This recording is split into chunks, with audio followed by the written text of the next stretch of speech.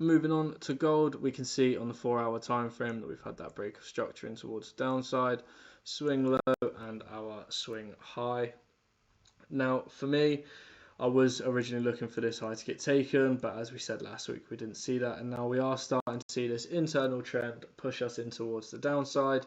And as long as this supply zone here holds, I'm happy to be aggressive in looking for a short position. If we go down again onto the 1-hour time frame, what we can see, in my opinion, and what I am looking for, is we've had this 1-hour break of structure down, swing high, swing low. I have an alert set on this high here, which we have now taken, and if we were to see this demand zone break, I'd be happy to look for that short position down towards the week swing low, and maybe even down towards that daily point of liquidity that I was talking to you about earlier on in the week. Failing that, I am also looking at a potential short from this high. But any of these positions, it all does depend. I want to see a liquidation of the high before then seeing an order flow switch, and then that's when I'm happy to enter. I'm not happy to enter just with a risk entry on this point of liquidity. For me, I have to see the confirmation, especially with the dollar bias being in towards the downside, and therefore you could expect to see gold have some upside and start to rally.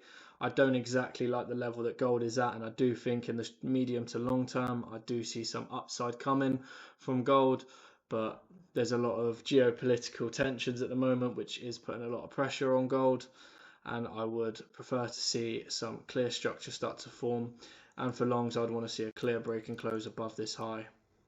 But I would like to say that all of this descending highs here are an easy liquidity target, and I do expect that within the next week or two that this will all be liquidated and we will see a nice rally on gold. I just prefer to see one more drive down lower first.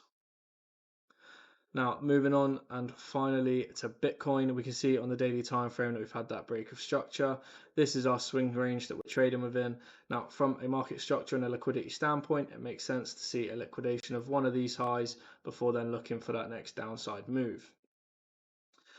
However, if we do go down onto the 4-hour time frame, what we can see is we did actually have another break of structure down lower, which happened over here. So this is our swing high and this is our swing low. Now we have actually liquidated this high here. So if we were to see a break of this demand zone, then I'd be happy to look for a short position down towards the week's swing low. But just bear in mind that it is likely that we could see a bit of a deeper pullback, as the daily time frame does need to see some higher prices.